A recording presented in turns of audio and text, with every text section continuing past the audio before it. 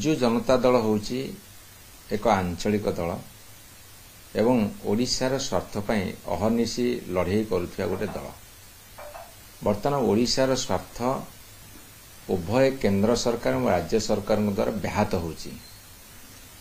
ଯେତେବେଳେ ମାନ୍ୟବର ନବୀନ ପଟ୍ଟନାୟକ ମୁଖ୍ୟମନ୍ତ୍ରୀ ଥିଲେ, ବାରମ୍ବାର କୋଇଲା ରୟାଲଠୁ ଆରମ୍ଭ କରିକି ଖଣି ଶେଷ ପର୍ଯ୍ୟନ୍ତ ଏବଂ ବାରମ୍ବାର ଓଡ଼ିଶାର କେବିକେ ଡିଷ୍ଟ୍ରିକ୍ଟରୁ ଆରମ୍ଭ କରି ବ୍ୟାକୱାର୍ଡ ରିଜିଅନ୍ ଗ୍ରାଣ୍ଟ ଫଣ୍ଡଠୁ ଆରମ୍ଭ କରି ସବୁ କ୍ଷେତ୍ରରେ ଆମେ ଡିମାଣ୍ଡ ରଖି ଆସୁଛୁ ଯେ ଓଡ଼ିଶାକୁ ପର୍ଯ୍ୟାପ୍ତ ପରିମାଣରେ ସୁବିଧା ସୁଯୋଗ ଯୋଗାଇ ଦିଆଯାଉ କେନ୍ଦ୍ର ସରକାରଙ୍କ ଦ୍ୱାରା।